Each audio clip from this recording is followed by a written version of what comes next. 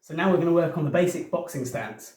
For those of you that don't know, the stance is the most important thing in terms of boxing. If you can't stand right, you can't do anything right. You can't punch, you can't defend, you won't have your presence of where you are in the ring. You need to be able to punch at all times, and if your stance is wrong, it's not happening.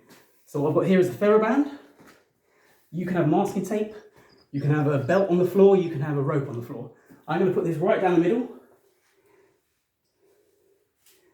and I'm going to explain what to do for your stance. Now, for those of you who have boxed before, those of you who are pros, I don't care if you're pros, I can tell you 10 things here. 9 of them will be a bit basic for you. That 10th thing may help, right? So please stick with this.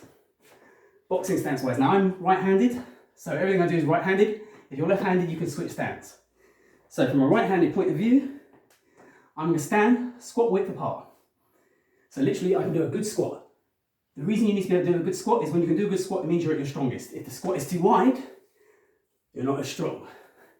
If your squat is too narrow, once again, you're putting too much emphasis on your quads. So you want to have a bit of width to your stance.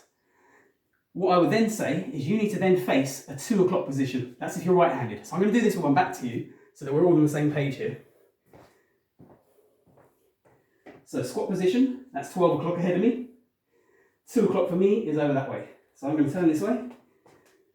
I'm literally going to squat in that position.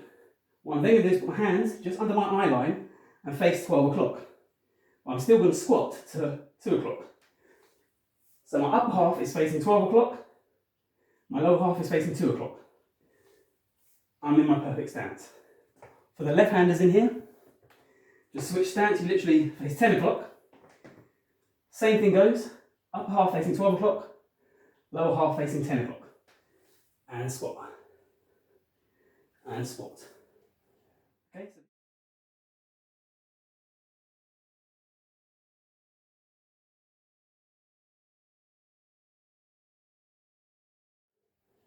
okay, so this is what we're going to do. We're going to do a number of steps here, and I'm going to get you to squat each time after the step. The reason I'm getting you to squat each time after the step is so you know your feet are perfectly placed, okay? So for those of you who are pretty short, when we make a step, you're going to make a step of about 4 inches. For those of you who are taller, 6 or 7 inches. I'm not the tallest guy in the world, so I'm going to say about 5 to 5.5 inches is my step length. So once again, I'm going to get to my stance. Test myself, can I squat? Yes, I can. Face 2 o'clock. I still keep the line between my legs if you look very closely. That's my line of attack. So wherever I face, this is my line of attack. So my face to face 12 and squat. So now I know my stance. My stance is perfect. I'll show it to you from the side. My hand is just under my eye. My other hand, my lead hand, because it's in front, is just at my eye line, so I can see over my hands. And I'm in good position for whatever I want to do. I can see everything. If I'm facing you, same thing goes. I can see over my eyes, it means I can block wherever I need to block. I can duck punches, which is what the squat is. I can make gentle steps backwards and forwards, side to side, okay? So we're going to practice this. So, once again, squat, face 2 o'clock, upper half face 12 o'clock, left-handed fighters, 10 o'clock, 12 o'clock. Literally, what you're going to do is take a 4.5 inch to 7 inch step forward and bring your other leg, and then squat. Now you'll note that the line stays in between my legs. Step backwards, same distance, and squat. Step forwards, squat. Step backwards, squat. Note all the time I'm squatting that my hands stay under my eye line. Step forward, squat. Step backwards, squat. I can take 2 steps backwards. Squat. Step forward. When you're making directional changes, you must go with the leg that's closest to where you want to go first. So the nearer I go forwards, the front leg will go forwards.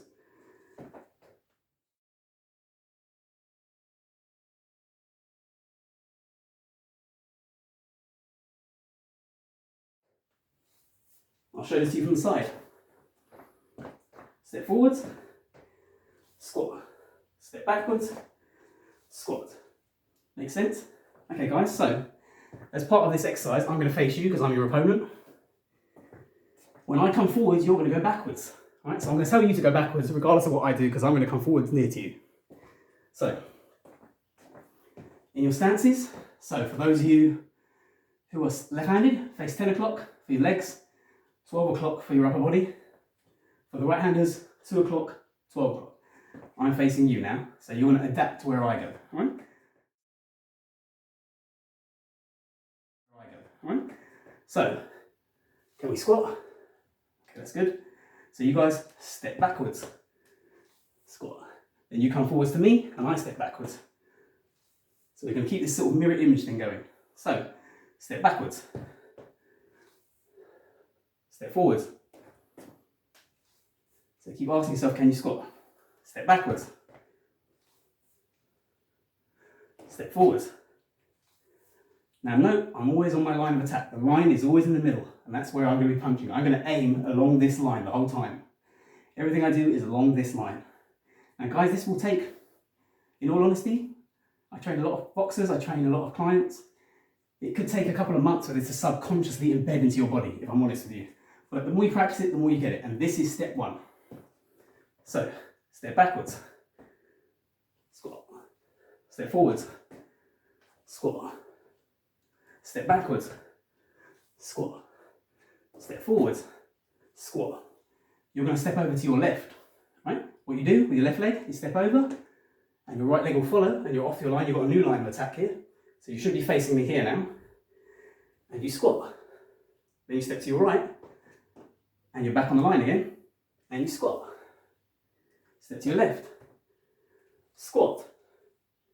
Step to your right, squat. Step to your right again, squat. Step to your left, squat. Step to your left, squat. Step to your right, no squat, but always be ready to squat. You're not always going to squat, but be ready to. Step to your right, step to your left, step backwards, squat, step forwards, step forwards, step to your left, step to your right, squat, step forwards, step right. My bad guys, I had to switch left and right. So you step to your left, step to your right, squat. So reassess where you are again, just in case. We'll make it a little bit quicker this time. Feet across the line, face 2 o'clock for the orthodox fighters, 10 o'clock for the southpaws. Southpaws means left-handed. Hands up, hands under eye line, squat, squat, step backwards, step forwards, step forwards, step left, squat, step right, step forwards, step right, step back, squat, step back, step left, duck, duck, step forward, duck. Keep the hands high, make sure you're guarding, you see everything around you, peripheral vision, squat, step back, step forward, step left, step forward, step back, step right, step forward, step right, step back, step left. See, I'm back on my line of attack every time. Every time. So your homework from this is to put a line on the floor, put it in front of the mirror will probably help.